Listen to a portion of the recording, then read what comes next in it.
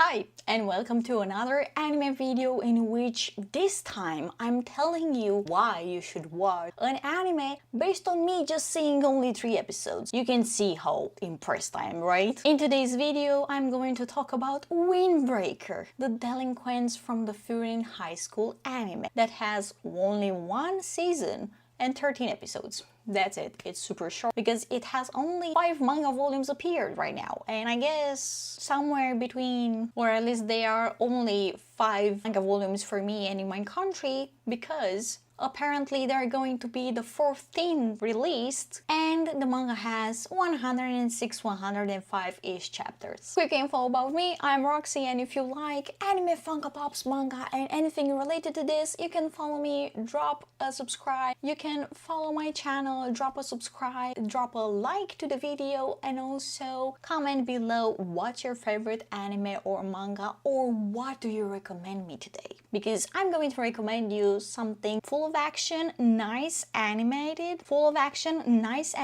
panels, and also lively colors. Okay, not really like Demon Slayer, but somewhere there. So basically I'm just going to compare anything to the Tokyo Revengers because I've already read the manga, I've already watched, well, technically there would be like 3 seasons, but there are only 2 seasons, and everything it's coming down to the Tenjiku arc and a bit after Tenjiku arc, starting with the Bonten one. And if you saw Tokyo Revengers, and you know that I'm telling 3 seasons because the first one is basically with the Christmas arc with Taiju, it's basically the 2nd season, but they wanted to release it 2 seasons in one, so because they were afraid it wouldn't work, and guess what, it worked.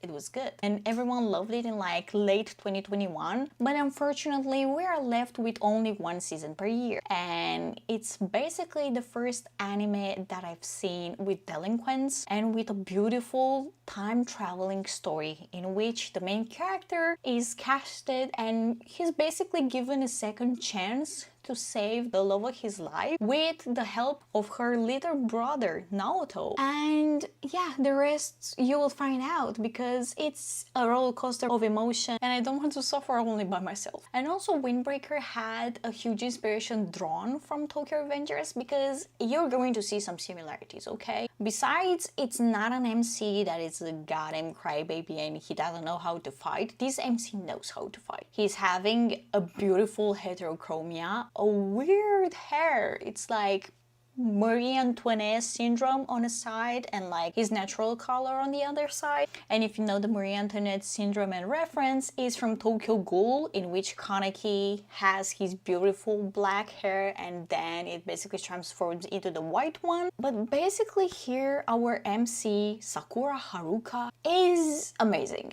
He dislikes weak people, he likes to save other people, he doesn't have much social skills, but he's trying to adapt, and he has been always the outcast. The people like always hated him, they just discarded him, they just disbanded him from the groups, they just didn't want to have something with him. He didn't know and he didn't care to explain, and he didn't like really know what's up, if it was because of the hair color, because of the eye color, because of he was fighting other boys and that was it. But I don't know, he was classified as weird and people didn't like weird, so hence he didn't have any friends and the social skills weren't on par either. And about the ditching the weak and having the strong ones by your side, that really remembers me of Mikey, of Manjiro Sano, our kind of secondary MC, you could say. Is like the best friend to the MC, the one that introduces Takemichi to the group in Tokyo Revengers, and the resemblance is really there. The resemblance, it's clearly there. And like from the first episode, Sakura saves someone named Kotaha Tachibana, and I'm like, okay, what is this? Tachibana is just, I don't know, a distant cousin to Hinata and Naoto. Naoto is basically the guy that is the beacon to the time traveling for Takemichi, the MC in Tokyo Revengers, and Hinata is basically the girl that needs to be saved by Takemichi and his younger brother Naoto. So you can see now, it hit home really hard, and it was weird because I really love Tokyo Revengers, but I didn't expect to see similar names, the same topic with delinquents, but sure, with more action and without the really in-depth and going into a deep dive story and full of feelings and everything, but like, it was weird. I also love because Sakura is not skilled in like socializing with people, he gets easily flushed. But he's also at the same time, he wants to appear like a stone or something around the girls or around other people that tend to be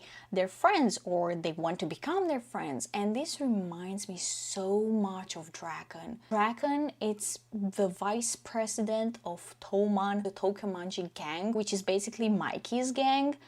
And I don't know, again, I was like, okay, so this guy, he's a bit of Mikey and Draken, and like the girl that he saved, the owner, or I don't know, I think it's some kind of a bar slash shop slash something. That girl is like a distant cousin to the people that basically befriended them so that the fate of them not having a pretty fate would change. And I was like, okay.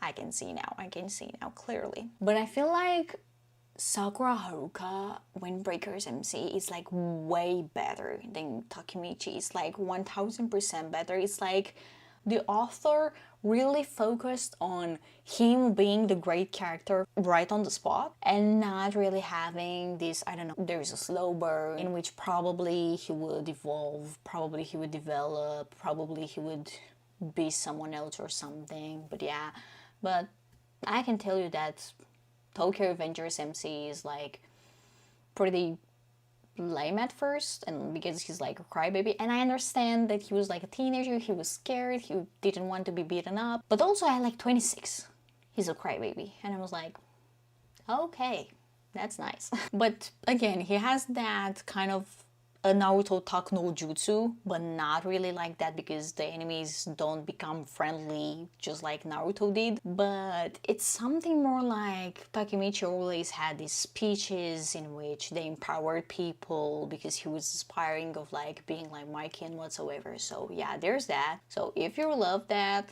you can clearly watch also Tokyo Revengers. But back to Windbreaker, I just love that literally from the first episode, you're having a fight. You're immediately thrown into action, and that's a lot for me. I'm just a one spectator.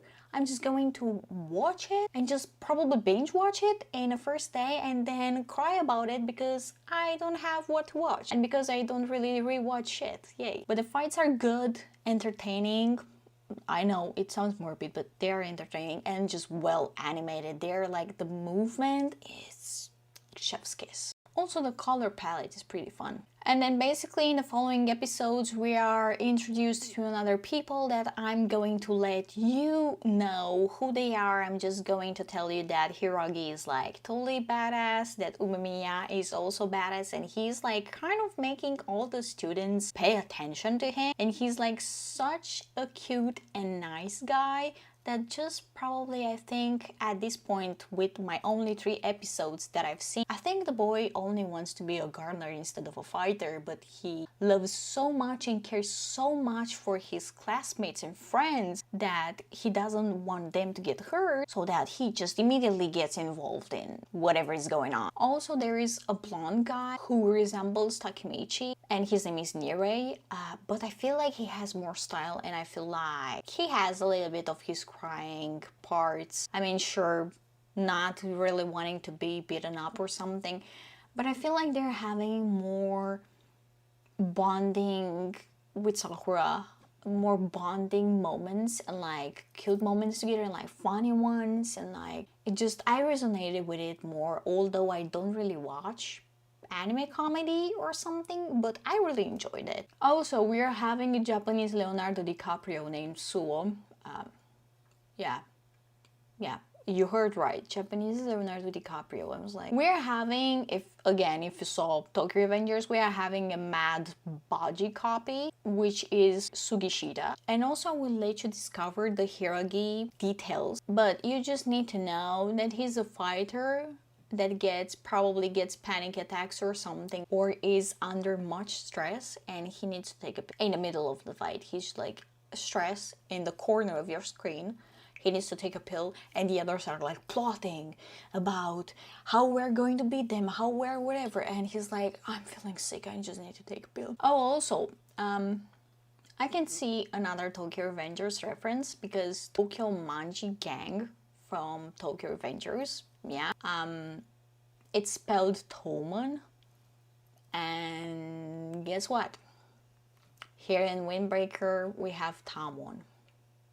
Original. Very original. And also in the third episode, I can tell you that you are going to be introduced to the first villain, which again, I'm going to let you dive into that. But yeah, I'm just really looking forward into watching more episodes of Windbreaker. Probably I would wait for the 6th episode to arrive too, and the 7th also. And I will be binge watching the rest. And until the next Saturday, I hope you're also enjoying Windbreaker. You're really looking forward into having the weekly episode and watching it with me. And also if you're interested in real-time updates about everything that I'm watching, everything that I'm seeing, you can also follow me on Instagram. Drop down a comment below, thumbs up to this video, and see you in the next Saturday.